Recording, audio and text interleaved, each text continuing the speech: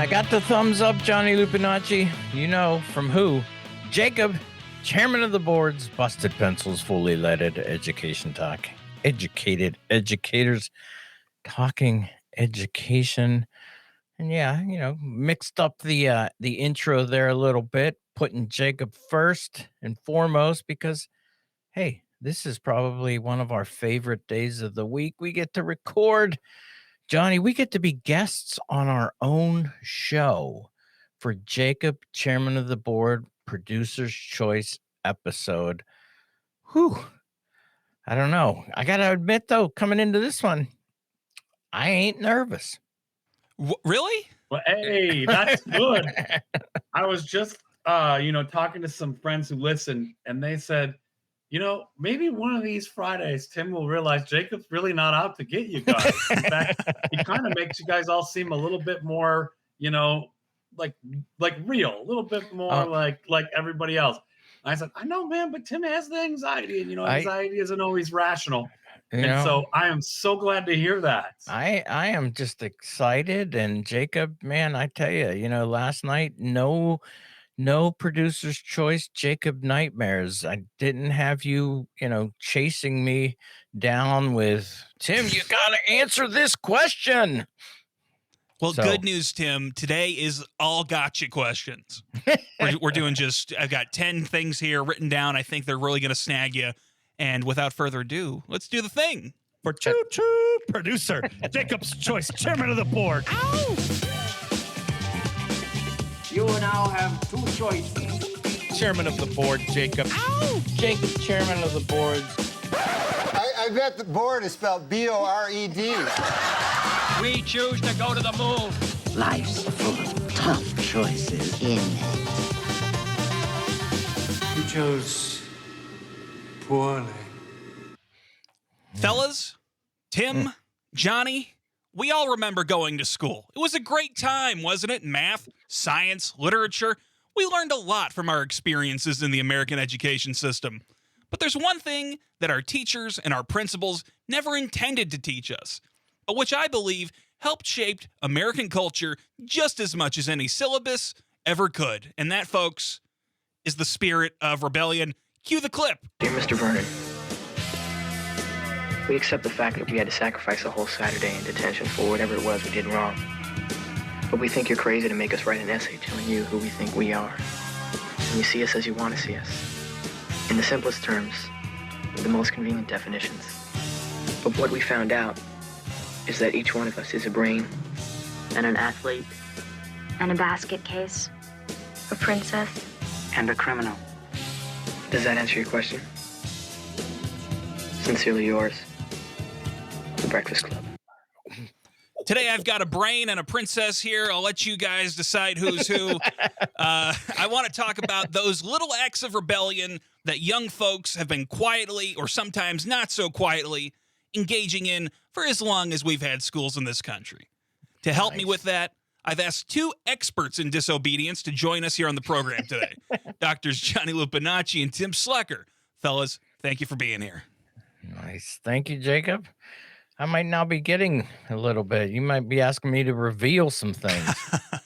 No way. Well, that's maybe the third question. Anyway, in short, folks, we're here to talk about people and when they say, I won't do what you tell me. Okay. I think Rage Against the Machine. It's going to be a lot of fun, Johnny, because I know you guys like to rage against the machine just like I do. So I'm going to start this off with a really simple question. And I'll start with you, Tim, because you lost some of that fear, and I'm going to try to put it back into you. All right. Can you tell us about a time back when you were a student that you rebelled against the man? The man, Jacob. You know what? I'm going to think about that for a second and give this a pass to Johnny. I need you to jump in, Johnny. Tim's bad at math. He doesn't understand statutes of limitation. And he has the math phobia, math fear. So he'll kick it my way. Jacob, I've got some great examples of this that keep it light, as rebellion should, because you were talking about, where we kind of, especially I'll take the teacher perspective. Of course, as a student, you always have a little bit more knowledge of kind of where and what's happening and why it's happening. But as a teacher and, working with principals and things, there are certain little acts of rebellion that, we say, hey, you can't do that. And we have to be, in a disciplinary role. But deep down, we're like, this is good. Kids are being kids. And one of my favorite examples of that, Jacob, and I think it's a cultural trend around most of the country, are senior pranks. Oh, yeah. These are fantastic, like creative senior pranks, not the like malicious ones, right? That sort of goes a little bit too far. And like we raise our eyebrows, we're like, what's wrong with these kids? Because there's sort of a boundaries and they always gets pushed. And I think one of my favorites ever was a group of students who took apart a car, brought it in this school and put the car together. And this is why I say, like, to them, they snuck in and put a car together. And I might be revealing too many of like the secrets on the other end of it. But as teachers, administrators, and especially as like custodial staff, like, we all talk. And this was not that long ago. So we were group texting and sharing footage of the security cameras, kind of watching these kids pull off this operation as though it was special ops, right? But the whole thing is seen, and we're like, okay, they haven't really done anything really wrong. And in fact, one of the administrators was in on it, and so were some of the custodial staff. So they didn't even like break in, right? But they wanted to be like, hey, this is a big prank, and it's against the rules, and it's at night. And if you're out there listening, you probably had senior pranks at your school. Maybe it was a mad bowler, someone who rolls a bowling ball down a hallway, like while you're in class. And you ever remember the noise? Did you have a mad bowler at your school, Tim? No, we didn't have the bowler, but and then it makes a huge noise. I bet. Like and then it gets to the end of the hallway, and you know what's the end of most old school hallways? Stairs. Steps. It's like, Don't. Yeah, so you'd be listening to the mad bowler occasionally. Just those kinds of fun-loving pranks, Jacob, that push at boundaries, and kids are being kids. And I think you said, like, if there's one thing we all did learn a little bit about in school, although it's not directly in the lesson plan, except maybe in some history classes, that teenage angst and rebellion. No, I love that one. Okay. So myself, Jacob, the man, West Mifflin North was the neighbor high school to Steel Valley. Steel Valley, we were the Ironmen, and West Mifflin North were the Vikings. And in the front courtyard facing the road, as you looked up to West Mifflin North High School, their shop classes had assembled a Viking out of miscellaneous pieces of metal. It's about 10 feet tall Viking. And every year, the night before that game, that Viking would, in the morning, have some new apparel attached to it, as Johnny points out. And going on the take out the Viking missions, dark clothing, hats, makeup, crawling along the front lawn of West Mifflin North High School with toilet paper, a really stupid hat. And, and then the next day, taking your family members for a ride past and go, look at the Viking. We got him. We got the Viking.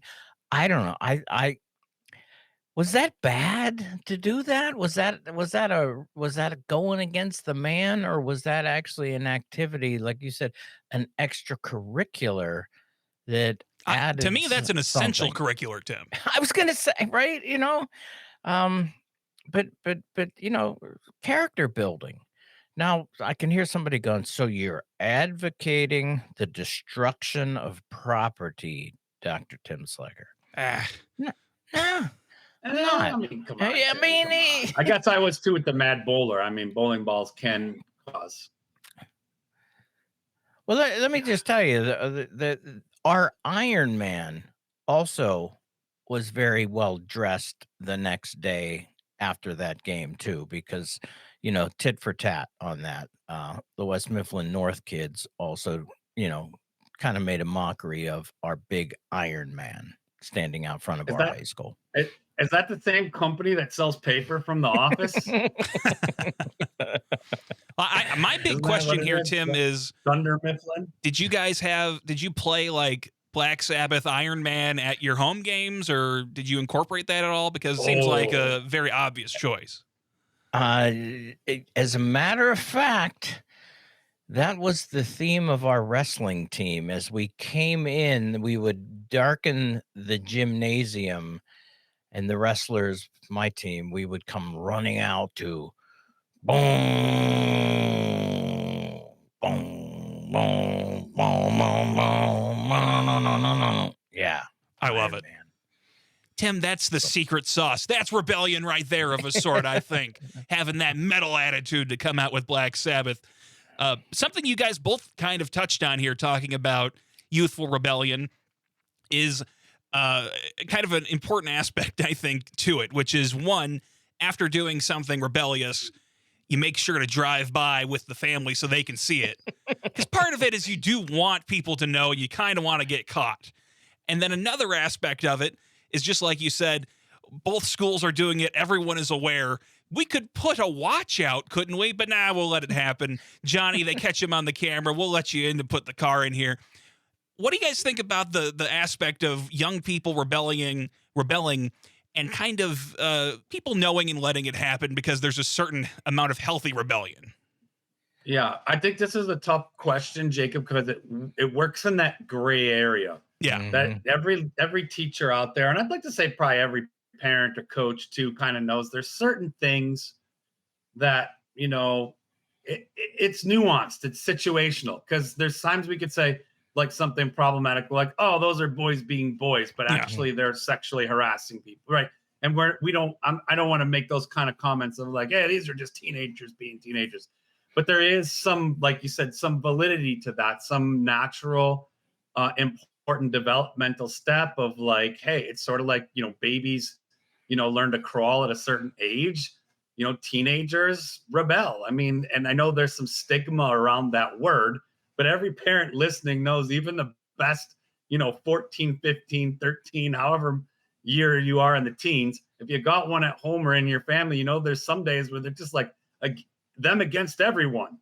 And it's just something they're going through. And most of us grow out of it because we're not punished excessively for being in it. We all go through it. Even if you're listening, you're like, well, I didn't. Then you're an anomaly. You're kind of an outlier. And there's nothing wrong with that. Lucky you. Because it was a hormonal hot mess for most of us. So I think adolescent psychologists and people kind of help us as teachers and principals and those kinds of disciplinary roles kind of sit in the gray area with, okay, what's too much? What are the boundaries? And in fact, it's actually really reassuring. Like when we know that they're having those feelings, having those ideas, talking to others about it, in a community kind of space. I'm going to sound like an old guy for a minute. I worry about online these days because, someone really far away from the school, not connected to the community might, say, well, that's a prank. You could actually do even more if you do X, Y, and Z. And, it escalates and kind of festers, as Tim has pointed out before, in these, capitalistic rabbit holes of clicking and upping the ante. But, I think every educator grapples with what's too much, when is too much, and how do you still, like I said before, it's like when your kid says something really funny, but it shouldn't be funny in that moment, and you have to like hold back the laughter. It's a similar thing as a teacher or a school leader when these pranks or these rebellions happen. We're like, of course, it's kind of cool that they're happening, but we also have to be like, hey, now you did this, there's a consequence, right? And it's not excessive, and I think it's a healthy part of development. I will give you an example of one that happens almost in every school. At least it used to a lot. And I won't name the district because there's some confidentiality stuff around this. But there is a district that I know of. There's a big, giant high school. In fact, there's 3 high schools. Some people listening could probably figure this out because it's pretty rare. There's 3 massive high schools all sharing the same campus. And these kids, for decades, have organized a massive food fight and walkout.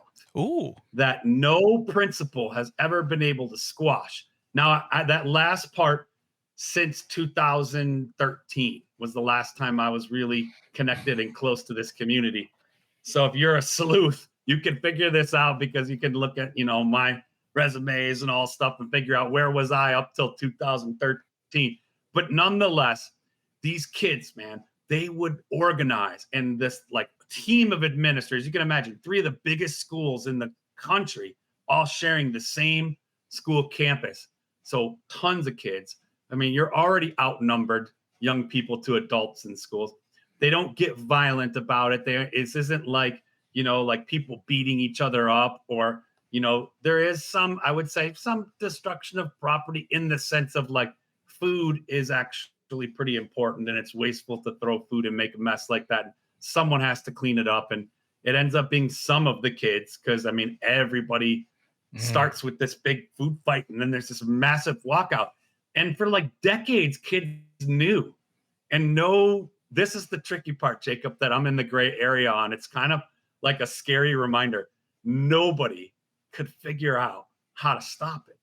Like, this campus has cameras, and yes, people get in trouble, but no one really does anything overwhelmingly bad. Like, no one's lighting anything on fire. No one's breaking windows.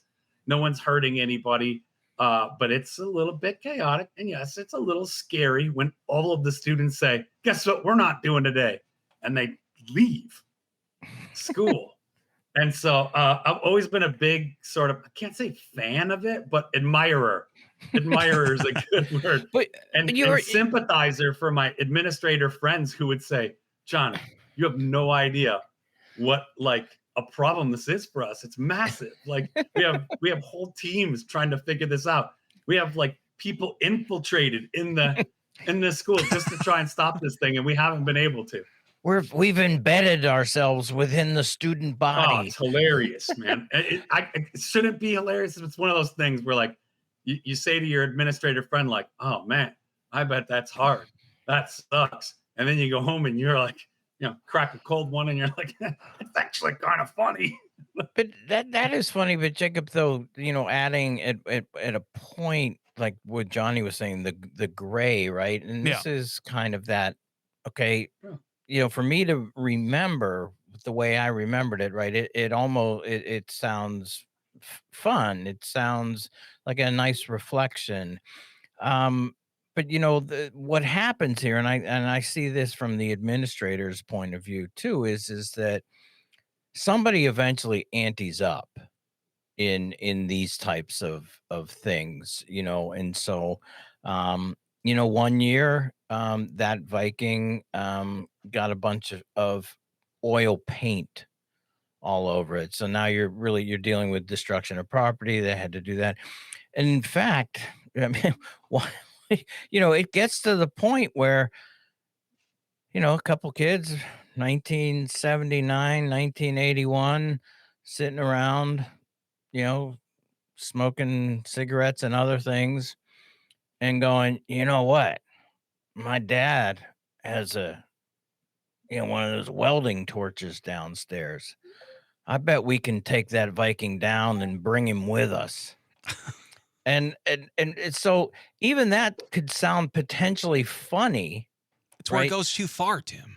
But yeah, and you go too far, and most of the time, like, did you guys do it? And like, well, his dad came down and saw us taking out the acetylene tank, but yeah. So how do you celebrate those acts of rebellion that I would say are developmentally necessary, but yet then potentially also know how or when to say, you guys, you've gone too far. What is that moment there?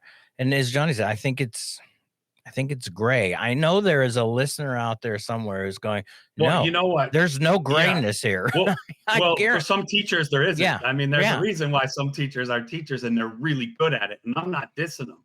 They're often excellent at classroom management and, getting results.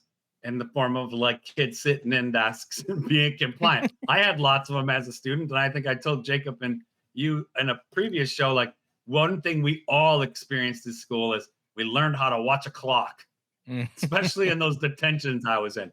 So I'm not hating on those folks who struggle in the nuance, but I will throw a special shout out to every teacher, every parent, every grown folk person out there who navigates that gray area, because it really is important to grow and to have, like, we're kids for a reason, to make some mistakes. When we're left not learning from those mistakes, it can grow into a big problem. When we're repressed to where we can't even make a mistake, it's called a loss of childhood.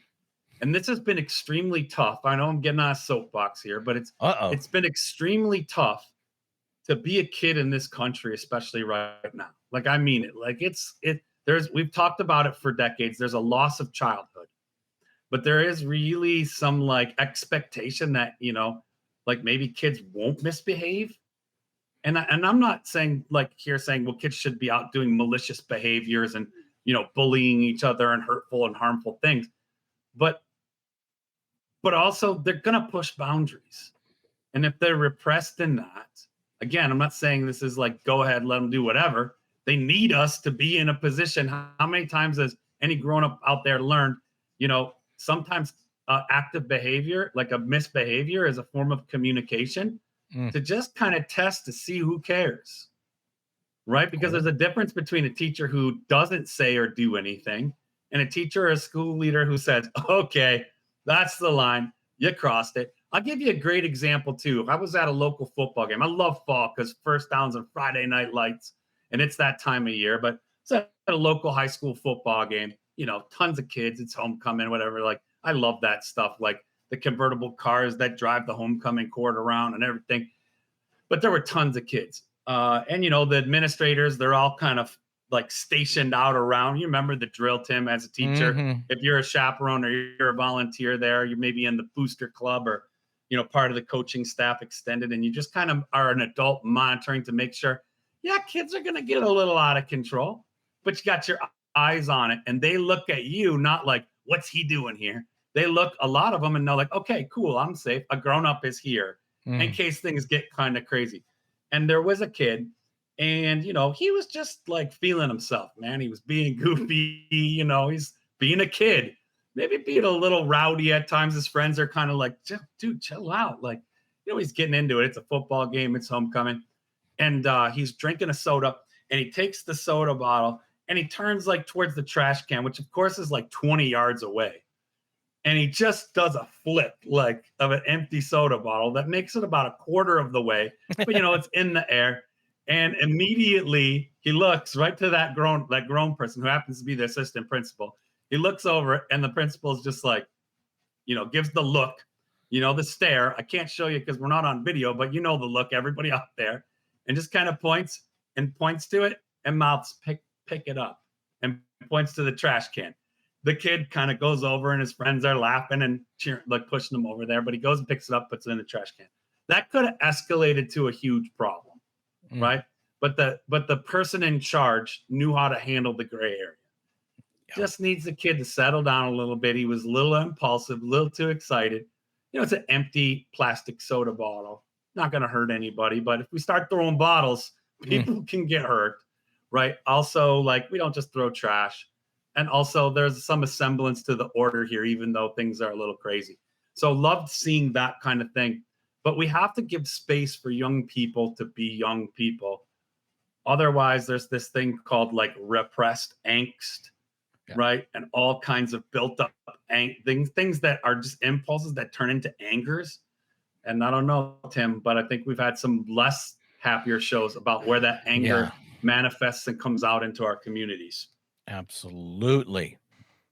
I agree, guys. Jacob. Rebellion is cool, but sometimes it needs to be constrained for the good of everyone. We're running out of time, unfortunately, so I'm going to do something unprecedented. We're going to do a 120-second question and just use this last one and demand, okay? Demand out of you conciseness. You hear me? You two guess. I want 120 seconds max. Let's go. Guys, would the ideal system of education be one where students had no need to rebel? Or does the very act of rebellion in and of itself contribute something healthy to a person's development as a citizen in a democracy? Johnny, what do you think? Really quickly, I think it's absolutely healthy for any human being to sort of push boundaries a little bit, and especially for adolescent, people like children in our community, to learn about boundaries and how to be in community by, behaving outside of the norm of how we as adults behave, so that they learn how to become adults like we are. So I wouldn't necessarily call it rebellion, but I think it's okay to kind of categorize it, maybe say rebellious as an adjective, because rebellion kind of sounds a little bit too like militarized to me. I think, words illuminate certain things and hide other things. And that particular word, it makes some people feel like, wow, they're going to overthrow the school, or they're a coup d'etat, and really most of the time it's just a form of behavior communicating something. And it's important to all of our growth and to helping kids learn to be in our community. Now, on the flip side of that, it's equally as important to those kids rebelling that the grown-ups patiently hold firm but empathetic boundaries. Like be empathetic, understand where it's coming from, but be firm. All actions have a consequence. Don't be over punishing, but definitely assign some disciplinary measures. Ooh, man. Jacob, did you time that? Yes, that was 1:17. Johnny, do you want to do 3 more seconds, or do you feel good with your answer? I'm good. Okay. I'm gonna, take that and kind of move. You put this you framed it at the end with democracy, and I gotta say that I think some good teaching actually kind of situates students sometimes in situations to actually get them in a form where they can practice what it means to dissent, to potentially, so maybe that's a better word than rebel, right? Is this idea of disagreement, dissension, to make one's case, to potentially, understand. And if we're teaching patriotic citizenship, nothing more patriotic than dissent, peaceful dissent, and the ability to actually make that known, to point out that you have a grievance. And in fact, encouraging that from the standpoint of even some types of learning situations in even upper elementary school, where students have an opportunity to, quote, enact some form of a civil disobedience protest around an issue potentially that's really important to them in their school.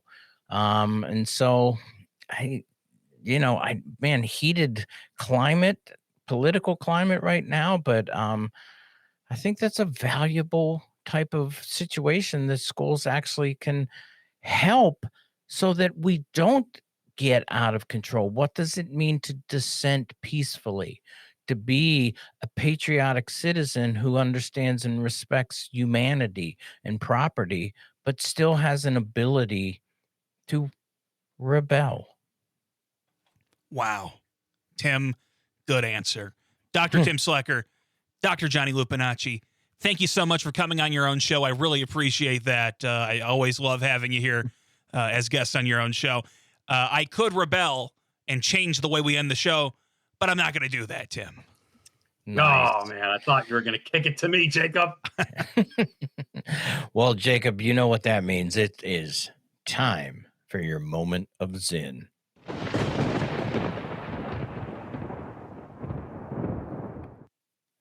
History can untie our minds, our bodies, our disposition to move, to engage life rather than contemplating it as an outsider. Let's go!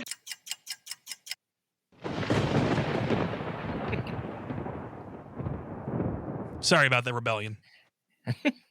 I love it. Everybody rebel. But you know what would be an act of rebellion? Is if you tuned in and downloaded all the Busted Pencils podcasts. Don't forget to catch us on Mondays for Homeroom. This was a rockin' Producer's Choice, but you got us all next week. Also, Wednesdays for Class in Session, and we'll be back again on next Friday for Producer's Choice. It's always there. Thank Jakob, chairman of the board, for those exciting episodes.